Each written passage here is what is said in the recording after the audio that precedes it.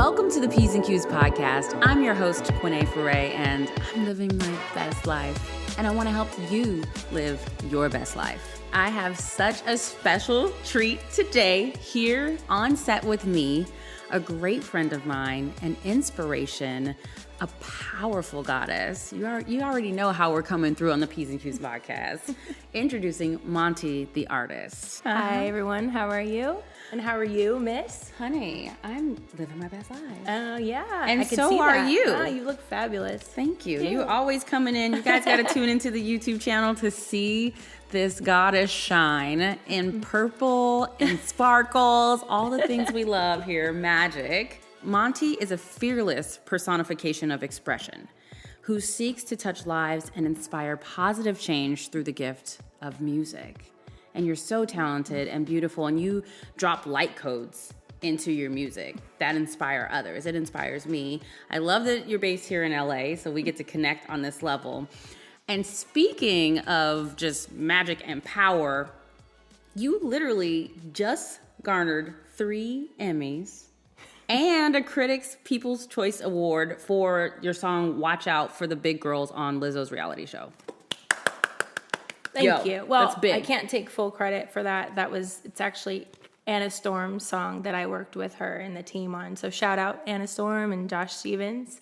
Yes. It was a team effort, and it all took us off by surprise because it happened during the pandemic, and it was a song that we worked on way before, and then it got placed in her show, and so then it just took off, and it was just, we were all like, what? Wow. Yeah, I mean, I think it was like lockdown is when was still happening around that time, and I was getting these texts from the producer and stuff and saying, oh, this just got in the show, and then it was like after that, right? So it was like a series of things that happened. Mm-hmm. So that was amazing. So yes. God is Shout great. out to the team. Shout out to the Yay. team. What an awesome way to come out of the pandemic. Right? And that's part of one of the things we're going to talk about today is about how to persevere, how to triumph through trials. You have had a extraordinary upbringing with different pains and challenges. You were runaway and all of the things you had to go through, all of the detours you had to take in life, the way that you were able to persevere, and you pour that into your music. Your debut EP, This Is For You, a lot of those songs are about that time. And can you tell us a little bit about how you came to put your soul into your music and to turn your pain into your passion? Wow. It's funny because I never, it didn't start out that way. It literally, I think it was just part of life, like how I kind of just dealt with life. So basically, I didn't come from the best upbringing. They did their best, but there was a lot of drugs and a lot of abuse and a lot of things that were happening in my home. And so instead of going to foster care, which I don't really know how I kind of knew to dodge it, but I decided to kind of just take life on my own, and I left home at a pretty young age. And then back and forth, just in group homes, because obviously I was a minor, so when they could catch me, but instead of, because they could never. I made sure, it's like I was really protective. I made sure that they could never actually catch something to put me in foster care. I wanted to be, and I don't know how I knew this. Again, it was just kind of like, I think it was because there's always been this in me where no one's going to own me. No one's going to tell me what to do. And you can call it rebellious, but it's interesting because, like I said, I think that's just naturally how I grew into being that type of person with how I grew up, which was an unfortunate situation, painful, but then it turned into it became like my purpose. So yeah, I would call it responsible, not rebellious, because you knew that somebody had to be responsible, and you decided to take that charge for yourself. That's interesting. It's important. That's an interesting point. And then, what was the interesting, crazy kind of paradox about my upbringing is I also had a career that started at 4 years old already. I was dancing, singing, acting, and then modeling, and that. Wow. Yeah, and it's interesting because It started off, once again, that started off as, I mean, my mom jokes about it. We joke about it now. You know, she's been sober 20 years. So, but What a blessing. she jokes about it now, though, where she said, you know, I put you in dance. So it was another thing that, you know, so that I could go do my thing and go party and do my drinking and all that. And it was somewhere I could put you that was, you know, supervised. And so it wasn't like anything around like, oh, she's got talent, or it was just another thing, like an activity to kind of do at 4 years old, right? So, and then from there, it was like I was introduced to my destiny, to passion, because it was, and dance was my first passion. Really? And that's what set the tone, the path, and opened up the doors for everything else. And then through my adolescent years, though, is when I actually fell out of a lot of it. So because from 4 years old till like my adolescent years, I was training heavily and again, singing, dancing, acting, doing a lot, had a full-on career. It was getting paid, doing professional music theater. Like I was literally being groomed for like Hollywood or for, you know, this as a career. Yeah. So it was never like and so I say this to come back to the point of like, it's, you know, it never was something I kind of decided, oh, this is what I'm going to do with my life, or now I'm going to have this passion and this, perseverance, or I'm going to have any of these things poured into what I do. I think it naturally just was that, because it's naturally who I was, because of where I came from, right? And how, so I was taught, I had to survive. I had to learn how to vouch for to stand up for myself, to, because I was bullied a lot too in school, because I was different. Because when I was in grade school and like when I was in school, it's like the arts were not, they weren't as glorified and they weren't supported. It was, you were the weird child. You were the alien. Like if you weren't into the sports and playing wall ball and tetherball and stuff in grade school or whatever, you were really weird and we can't be your friend. And so, and then on top of that, like a lot of things, when people don't understand something, they come against it, or they, you know, they have a fear of it, or you're just not us. You're not one of us. So I don't know what you are. So I don't know what to do with you.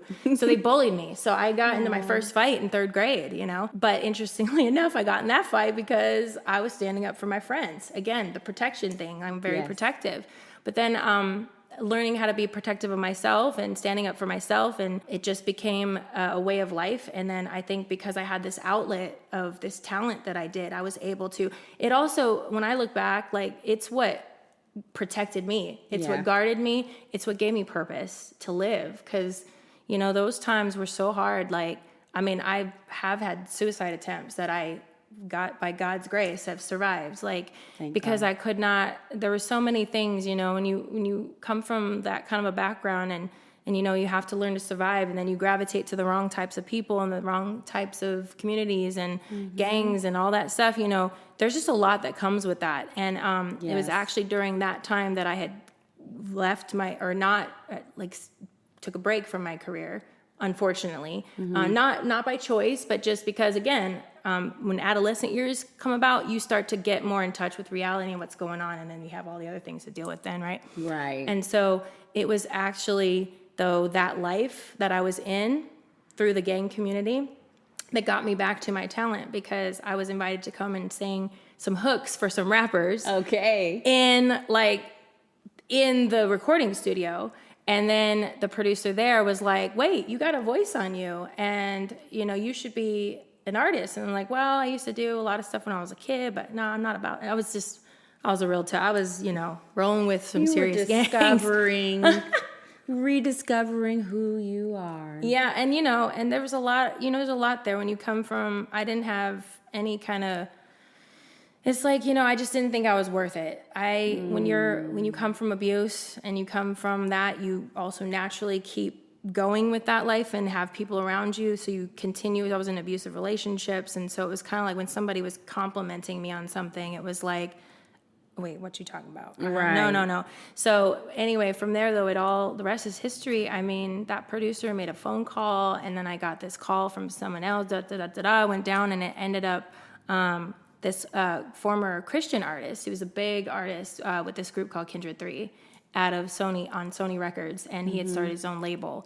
But it was not just Christian. It wasn't Christian music. It was like what the time they call it. I don't know if they still Christian secular. They would call it, divide it up. So he was more of a secular label where, you know, but with positive message type of artist, type of music, and and then he also had a nonprofit.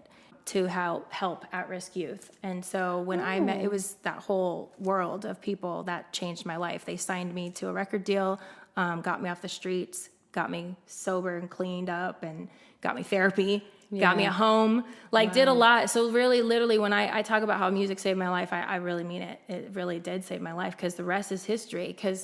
And now, as I have developed as a businesswoman in this career, or have been, an independent artist and running as myself as a brand and getting all that, I didn't realize back then they had also taught me how to be my own business, how to be, and not, because back then that was also in the time when they were their 360 deals were a thing. Oh, yeah. So record labels was a thing. It was the way to basically kind of have a career in music. And, but they were teaching me how to not need the labels, and instilling that business entrepreneurial type of, which I know now is that, or I've known, but I didn't back then, because society was also not set up like it is now with all the resources and the tools to do so. So they were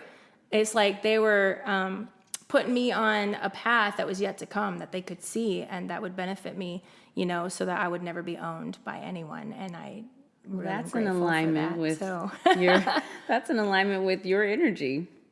Like you said earlier, you said, I never wanted to feel like somebody owned me. Right. And look at you now. Thank you. Yeah.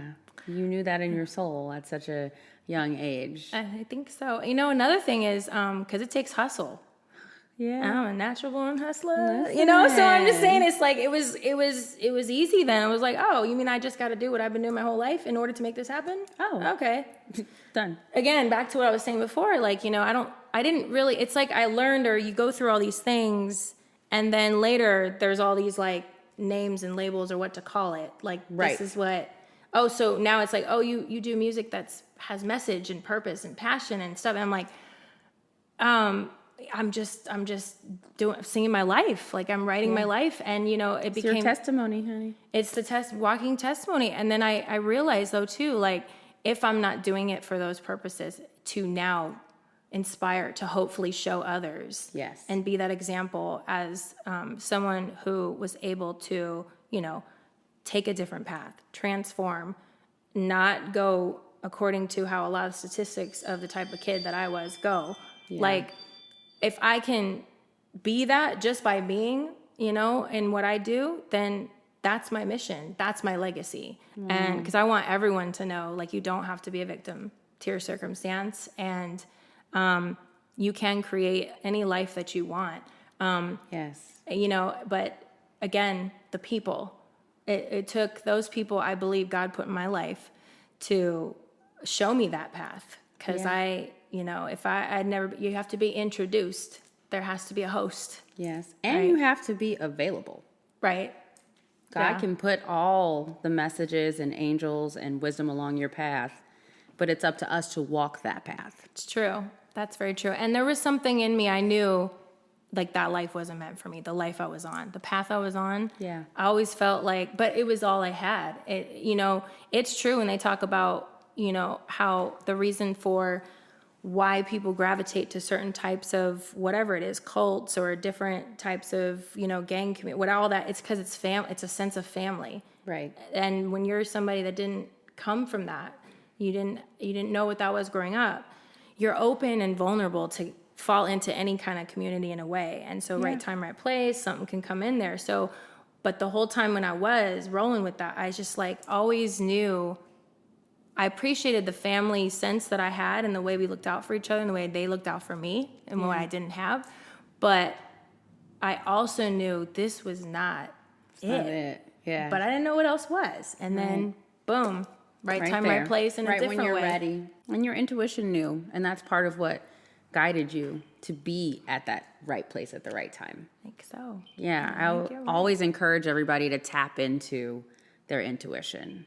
Those little voices nagging in us, our spirit guides, our higher self, God, whatever voice we want to say it is, guiding us to exactly where we're supposed to be. I honor you for accepting the call.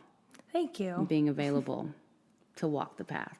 That's Thank you. big. And now you're inspiring so many to walk on their path. I hope. Hopefully. You are. You certainly That's the goal. are. I mean, that's the daily, you know. Because I always said, too, like, if that's ever not the case, then I'm done.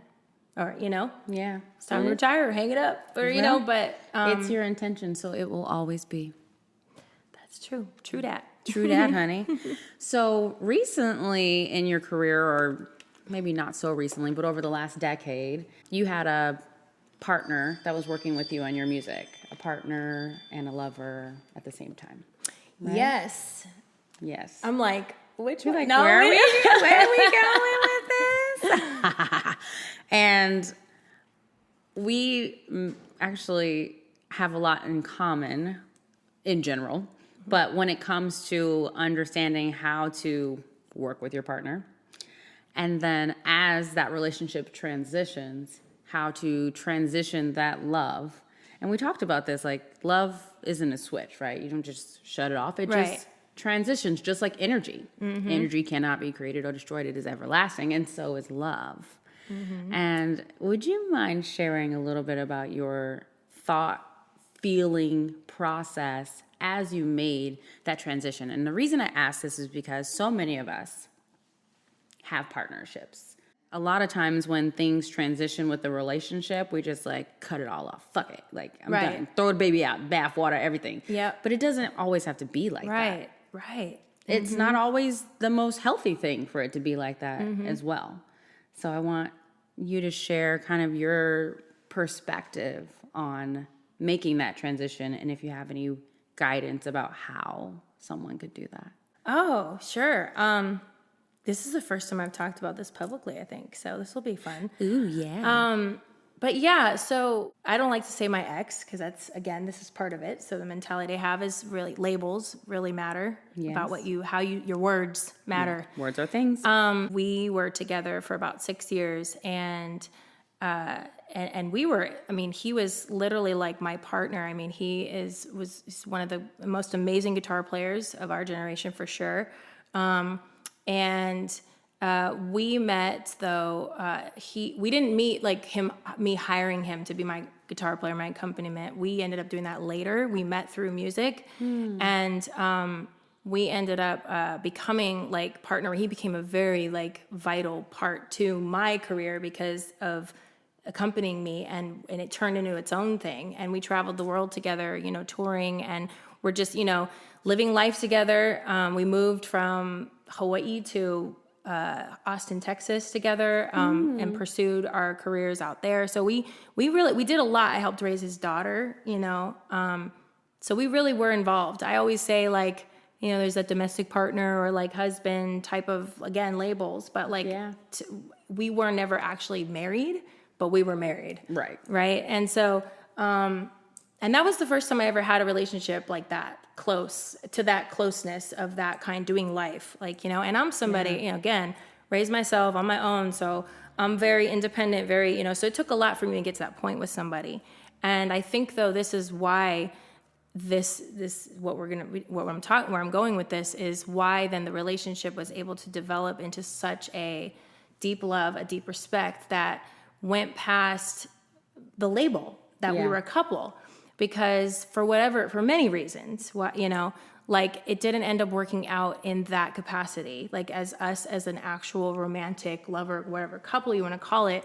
But after we had a really bad breakup. Like it was a big falling out. Yeah, it was really bad. And we ended up, I mean, I moved, I left Austin, Texas. I left my life that we built there together. I left the career I built there, which was we did really, really great. It was a really huge leap of faith.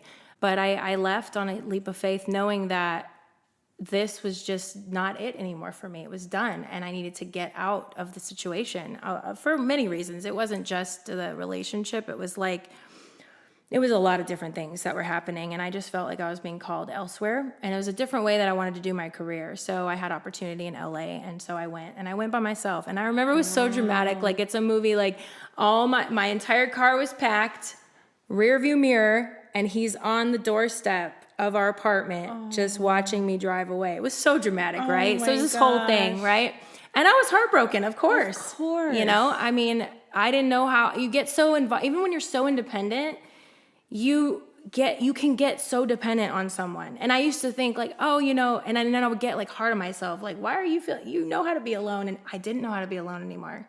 So if we didn't talk for a while, but then I ended up doing a lot of this like life development work. I started getting different perspectives and different things that were going on. And then I realized that like, why do we have to just throw people away in a way? Yeah. When it doesn't work out in what we intended or what we tried for it to be or we expected it to be and wanted it to be. Is anything ever forever anyway? Really? Right. Like, I'm one of those people, this is me. I don't think that there's only one person on this planet for you. Like, I don't believe in that. I would agree with that. And I believe soulmates is not just something you find with one person, and I don't think it's something you just find with a lover, romantic type of relationship. Yeah. Like, I have people who are friends I feel are a soulmate. Yes. Soul connected. Yes. So I have kind of a different, in that way. So different, again, it's about perspective. It's about mentality. And so I realized like, well, this is still a person who is a huge part of my life. And I realized that,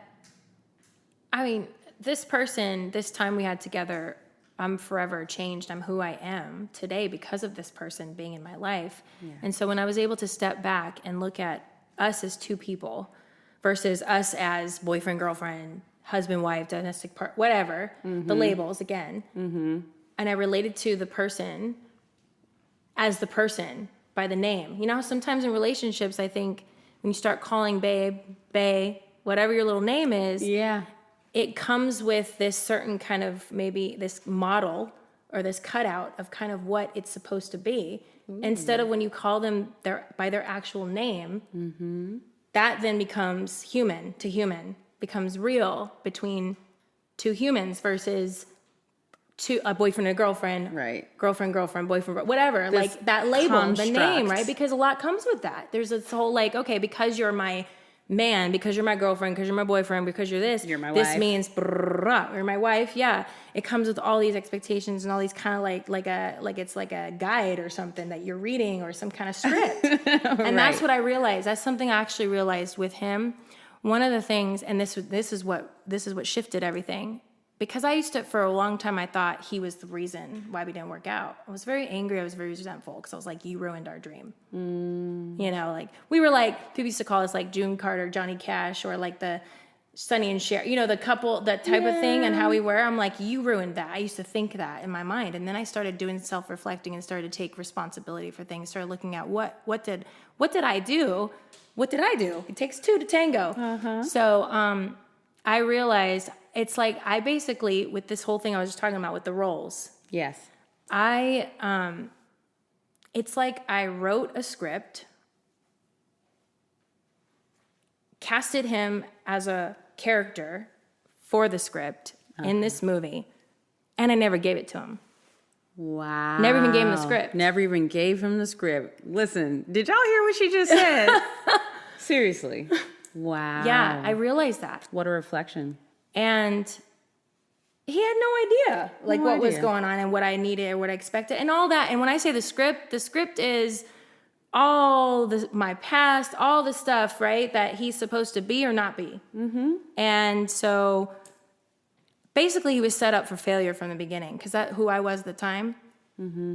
Nothing, and I still go through that. I still struggle with that. Nothing ever being good enough. No one ever being good enough because of own personal things, but also because I have elevated to a place where I'm like, no bullshit. Right. And not going to settle. Right. So, and I'm always about wanting to push people forward, including myself. So there's a struggle I still have with that, but it was a different kind back then where it was like, literally like, you're never going to be good for me because I'm not good for me. That's where it was back then. So even so, he was set up for failure without me even, and that was in my subconscious. So I didn't know that. Didn't even know you didn't know. But once I knew that, and once I told him that, we then had an opportunity to completely recreate the relationship. And because I realized, you've always been, when I look at you as the human to human person, the person, you were always there for me. You had all these characteristics, all these strengths, all these things. But what can happen is when you get in a relationship, if things don't mix right, it could be timing, it could be where you're at, where you're, whatever. It could be a lot of different things that can cause that friction and stuff. And because some people don't work out in this time, but you see people who get divorced and then get remarried later because maybe then they became right It's the right season. It was the right time, whatever. So at that time, for whatever reason, it was not. We were like, it was friction.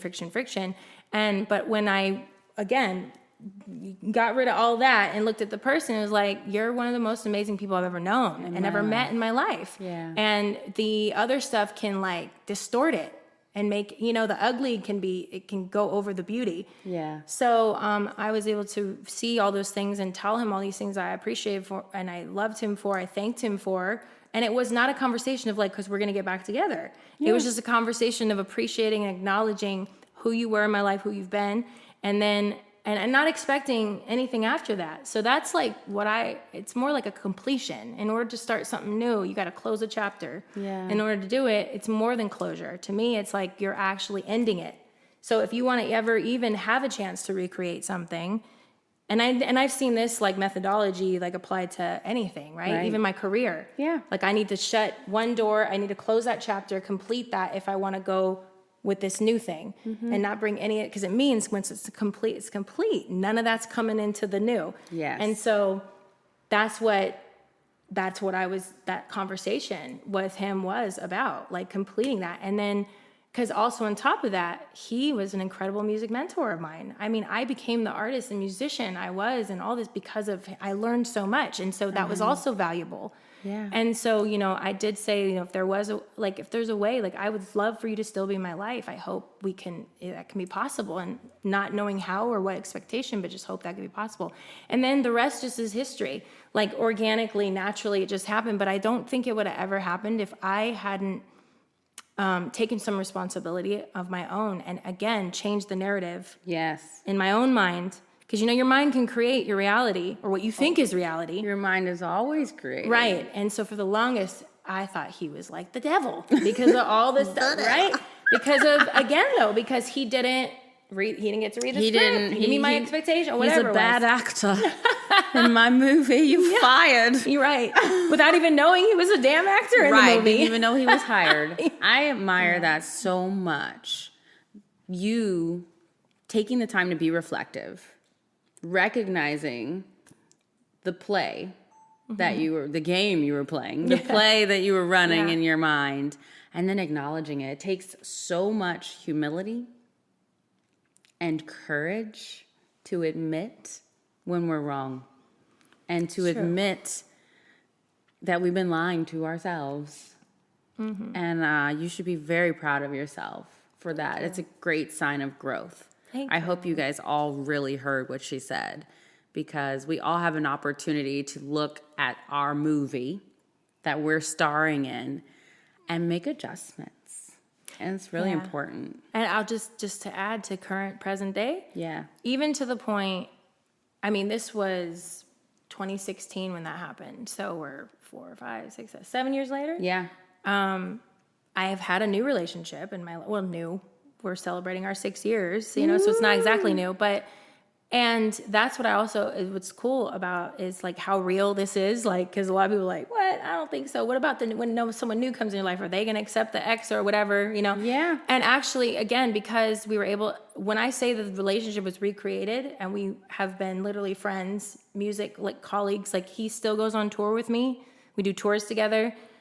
New man is okay with it as well. Like I think when the people do see the way you are with the people too, it also depends on what type of person they are. Right. So the guy, my dude, like is, he's secure man. And he's trusting and of me. I mean, which he has of every reason to be, but exactly. But also just being able to see, because our relationship is literally like we're like, he's one of my best friends, and as far as, he would be there if me or Greg, my boyfriend, my man, my dude. Hey. I just said your name on camera, babe.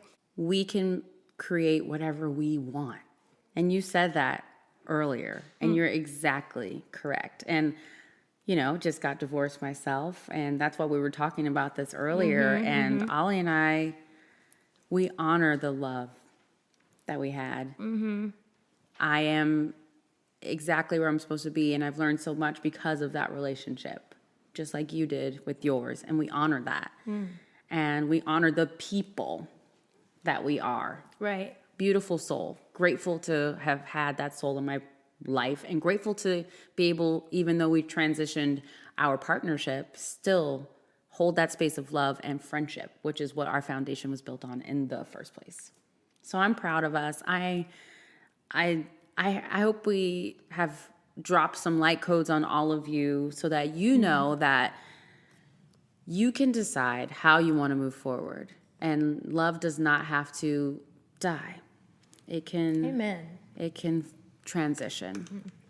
Love conquers all. Yes, love conquers all.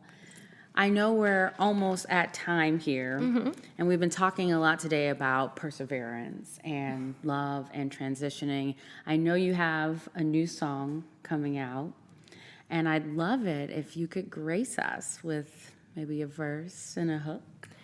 Yes. Okay. Okay. Oh, this will be fun. So this is also a first. This is the first time I'm actually singing any piece of it publicly. So, Yay. So yeah, this is called, I'll do Golden Day. So it's called Golden Day, and it'll be out next year. Okay. So, You heard it first on the P's and Q's podcast, everybody. here we go. Okay. Hold on, it's a long road, but you've been there before. No time was wasted, and freedom will soon come knocking at your door. Takes a little patience. It's a perfect day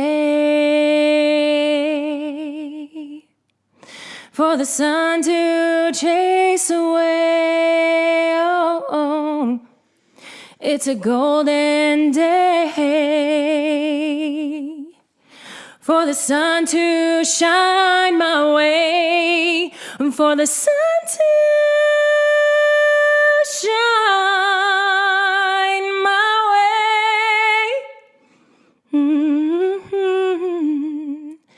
For the sun to shine my way.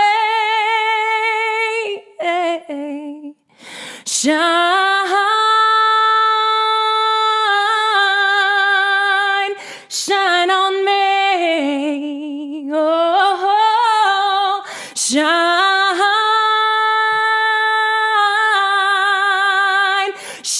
on me. Oh, shine, oh, it's gonna shine on me. It's gonna shine on you and me.